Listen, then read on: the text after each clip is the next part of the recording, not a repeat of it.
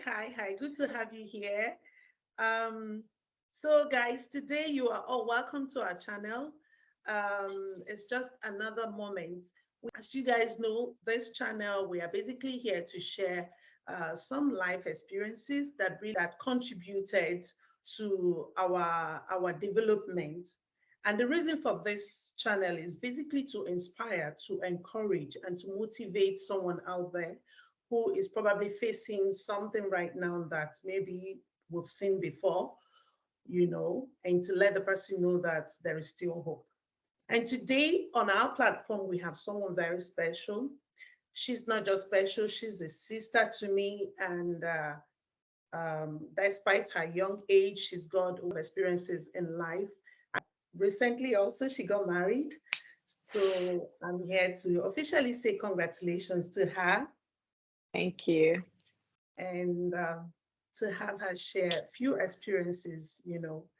She's got a lot to teach us, but today we're going to take just very few advices from her. And so we're starting off with um, the question. The first one is Mrs. Peace Isaiah. Do I need to use that word, or you want me to just go for peace?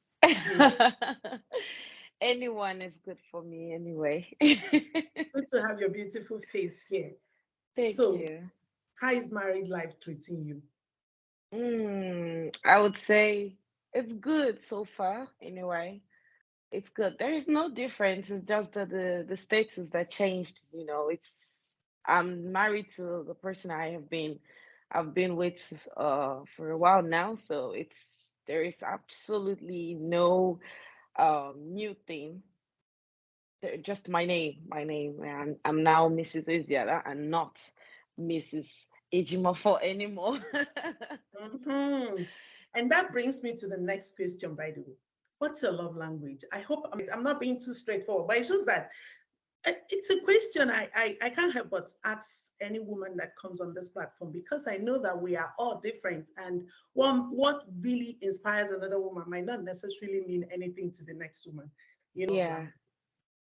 Actually, when I started dating my husband, I remember telling him how I wanted to be loved, how I am expecting him to treat me.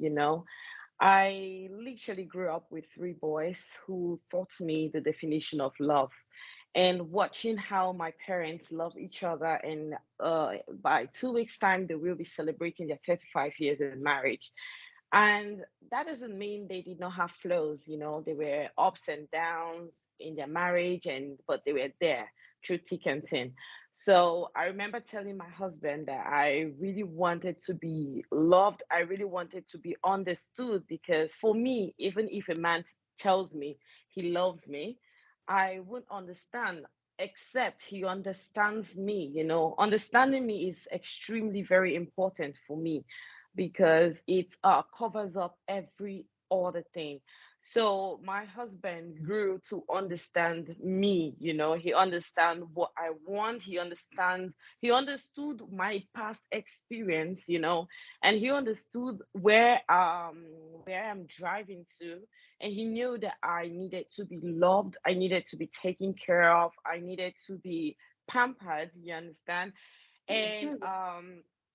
I no longer have to do things on my own. So, Mm. yeah, my love language, if I should answer your question, is to understand me, Hmm. really. Hmm.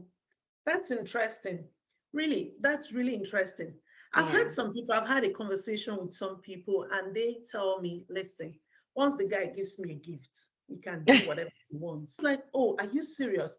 Then I didn't see them as crazy, but just that it's not the same for me. If you will provide every of this, like you buy this, you buy that for me, and you treat me without respect, for Yeah. me, you've done nothing. But that's why I'm tempted to ask people this question, you know, to Yeah. know what theirs is. And it's good to know that somebody said understanding her is a love language, and that's really huge. Yeah. I don't know how you're going to be able to work with a woman you don't understand. If you don't understand the woman, then the journey has not started. You're Yeah, going to be exactly. Nothing falls. Nothing falls. okay. And so another question, if I may ask now, is touching to life experience. Is there any experience you've had in the past that really shaped you? Or when I mean shaped you, like contributed to the woman that you are today? I would say having my daughter, having my daughter is one of my biggest experience that made me the woman I am today, because it taught me so many things like to be patient. I never knew I would ever love someone like I love my child, because having to see her made me fight, you know, because whenever I look at my child growing up and going through hardship with me back then, I I promised her one day, said, baby girl, I promise you, this will be the last time you would ever go through life like this with me again. And yes, having my child, I was young, very young. I was in school. I was naive, extremely. So being a single mom at that age of mine was very tough. And as an African woman that I am, coming from an African family, it is very hard to be my age and having a child. You're going to get so much of criticism, you're going to get insult from people left and right. You just have to be strong. So I put on my crown because I remember something, and that thing is the promises of God. When He said, the plan I have for you is good and not of evil. And I Mm, knew that these challenges are temporary, it's something that I will come out. I just needed to be strong and not to give up, because there's a saying, now who give up, fuck up. You understand? You just got to keep fighting. You could just do it. And I remember going to school, having to receive call, even to the extent my painful part was having to leave my examination hall when my daughter was sick. I missed exam and I didn't go back to school. I quitted education at that moment. That was when I didn't validate my bachelor degree. It was a hard time for me. It was really hard time for me. And I remember rushing, taking the train, having to respond to that call. And I just knew that I am a mom, I have to lay on my own strength. mm, And that experience changed me to always depend on God. No matter what, it shaped me to be a strong woman. It shaped me that tomorrow, when my girl is going to look at me, she's going to say, oh, I'm proud of my mom because she went through all this for me. So, yeah, that experience I would say it was one of the best experience of my life. Because if it had not happened to me, I don't know what I would be learning in life. So I'm grateful to God it happened to me. I'm thankful. Hallelujah. mm. Wow, this is so touching. It's touching in the sense that sometimes we see people glowing. Yeah. We see them celebrating some things, but we really do not understand the pain behind the gain. Yes. It's one thing to be a mom, but people also forget that being parents means sacrificing. And Oh, sometimes these yes. cases, they come at the moment when you least expected it, Exactly. you know. And so for you, would you say that having your daughter at that age, would you say it rather made you a stronger person, or it taught you how to love in a different way? What would you say is the lesson in particular? Because I know that it cost you just this, you just explained to me now, sacrifices, but I want to understand what, apart from the fact that it cost you your time, I'm just hearing this for the first time that you actually missed an exam, an important exam, Yeah. due to health issue. And this is not even your own health, your child's health. Yeah, she's my priority. Uh-huh. Okay. Now that answers even the question. Wow. Wow. She's my Yes. priority. I don't care about my exam because I feel like it's something that I can redo. But if anything happens to my child, I might not end up forgiving myself. I'm going to live with that for the rest of my life, because what kind of a mom will I be having to watch my child grow through some particular kind of health issue, and I'm not there and focusing on my education? Who education help? You know, when Certainly. carrying a child for 9 months, you've sacrificed a lot for this child, to watch this child go down just because of your selfish interest. No, it's not important to me. My child comes first above any other thing. She's first. Hmm. And you know the strong thing about the strong thing about your story is that you didn't stop that there. No. Despite all these things that I mean were there too, they were just there like road bombs, and for some people they would use that as an excuse and say to themselves, "Oh, I can't continue anymore. Oh, I think," and you'll be using them as excuse. But I've never seen you use your child as an excuse for not doing No. what you have to do. Rather, you always use that as an excuse to even do more Yeah. and even do better than some people who have husband by their sides. Actually, some people just sometimes that's why I thought to myself, I need to get you here to come and talk to someone. I don't know who will be seeing this video in the nearest future, but I know it's going to be life changing, Yeah. because what you just shared now is really, really, really tough and brave. You One thing about being a single mom is that sometimes you don't count on anyone, because you are mm, single. You are separated from your relationship that led to a child. You know, mm, you don't have to count on the father. You don't have to count on even your parents or anybody. Just count on yourself. mm. Just count on yourself, because anybody can disappoint you. Yes. Anybody. So I couldn't count on her dad, because it was not a easy separation for us. So I couldn't count on any, even my own parents. I couldn't count on them. I just knew I could count on only myself, because my child is depending on me.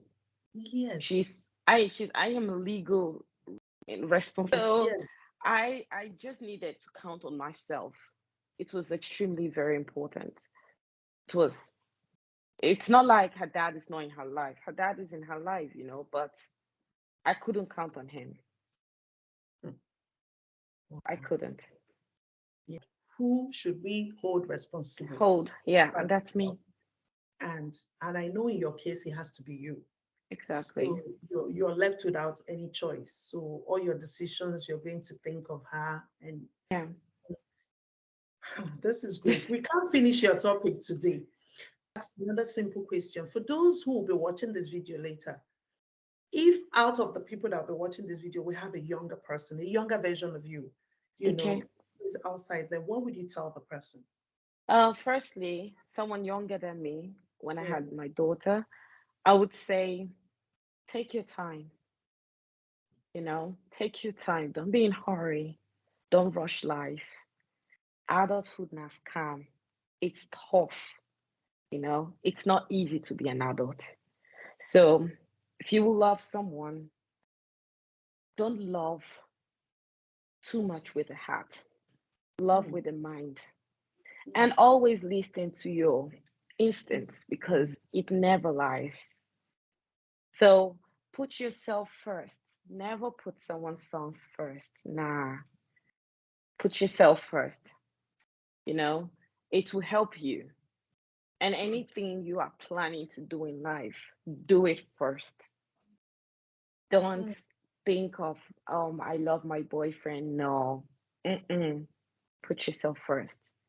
Then the boyfriend comes later. It's a plus. But when you remove who you are to please a man, when that man walks away, he walks away with who you are. So always put yourself first. It's important. Have a life. Have fun single. Enjoy your life single. Never have fun or wait to have fun while you are married. No. That is the reason why today, a lot of people after separation, they say, he's my life. It's because they don't have a life outside that relationship. So always put yourself first. Because if you don't put yourself first, you're going to be screwed. Coming from someone who have 5 years experience, Hey. you're going to be screwed. So please always put yourself first. I decided not to have a serious relationship because I wanted to focus on taking care of my child. I didn't want to have bring different kind of category of men in the life of my child. I needed a father figure. I needed a man who is responsible, who would love me the way that Christ loves the church. I really needed someone who would appreciate me for who I am, someone who is not going to make me look stupid, someone who is not going to make me ask myself questions. Someone, even if I'm sleeping, I'm not scared that I have to check his phone. When I was praying for a husband, I told God one thing, just one, not too much. I said, God, bless me with a man who I won't have to check his phone, someone I trust. It's very important. So, ladies younger than me, or ladies even older than me, put yourself first. It's very important. And if you end up in circumstances like mine, put that child first, because that child is your blessing. It's going to be a blessing, your open door. Every good thing that will happen in your life is all thanks to that child. Because who I am today is because of my girl. I wanted to finish my school because I want my daughter to grow up and I show her my diploma and say, Mommy did it while I was a single mother. And today I am proud. I am a married woman. I have my beautiful daughter who is growing up. And tomorrow, God will bless me with more children. And I pray that as I am growing up, I would have more to share with you all. Thank you very much, Sister Lizzie, Thank for you so today. much. Thank you. Thank you so much. Thank you. There's nothing more to add to this perfect conversation. This is a perfect one. And Thank I you. believe there's a lot of lessons in this conversation. I wish you more beautiful years ahead, more beautiful Thank you. experiences, more Thank you. beautiful life sections, you know, Yeah. you coming out to share more, finish up all those things that you placed inside of you that you wish to do. Yeah.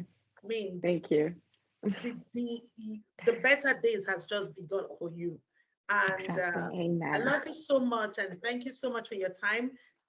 And then Thank to you. our viewers, thank you so much for watching us. We might be having Peace back again. She's a Yeah. busy woman. It depends on how free she is, when she finds free moments. She's working, she's going back to, she's in school, she's a Yeah. mom, she's a married woman. All those portfolio is large. So thank Yeah. you so much, our viewers. And then this is it for now. Bye for now. Thank